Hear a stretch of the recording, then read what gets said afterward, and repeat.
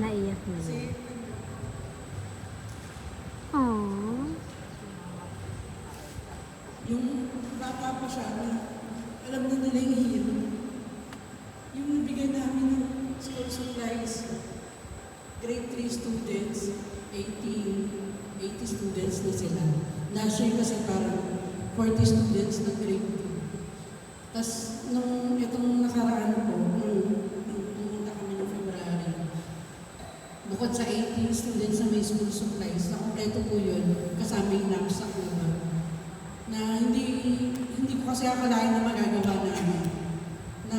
Na kaya i-produce yung 80 bags. Sa bags pa lang magkano na po yung isang bag na knapsack. Tapos magandang klase yung nabili ko. Sabi nung Chinoy dun sa ano po yan ma'am? Ito rin yung binibili nung sa DSWD o yung sa mga pinamimigay ng government. Pero bagong release po ito. So ang ganda po ng quality ng bag, cotton siya, malambot siya, tapos parang yung Jansport, ganun yung quality niya. Tapos nabili ko lang siya ng 160 each. So parang para sa akin, natuwa ako nung nagsasalita yung bata. Bukod pa doon sa bag, kasi kumpleto na yung laman ng bag na yun ng school supplies. Yung talaga kung ano yung kailangan nila buong school year, yun yung laman ng bag. Meron yung 7 notebooks, dalawang yung tawag dito, yung pad paper nila, may lapis na dalawa or tatlo, may Crayola. So, kumpleto siya. Kumbaga, intindihin na lang nila yung pagpasok.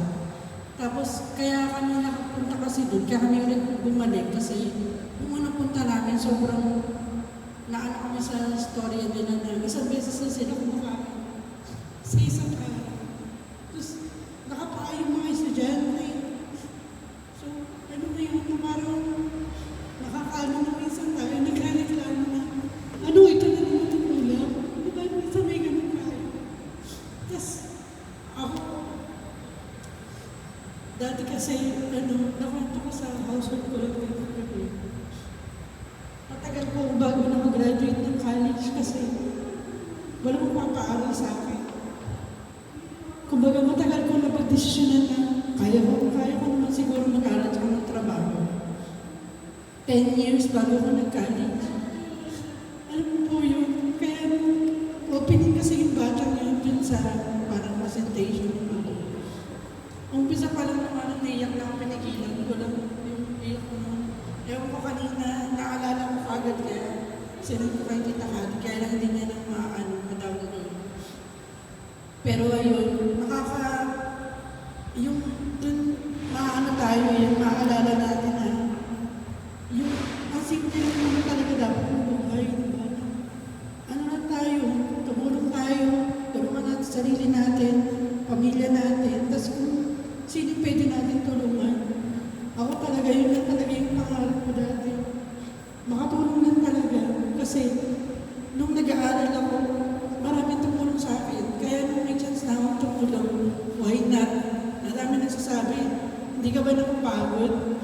Sabi ko, mas nakakapagod siguro kung sarili ko na yung hindi ko. Yun lang po, maraming salamat.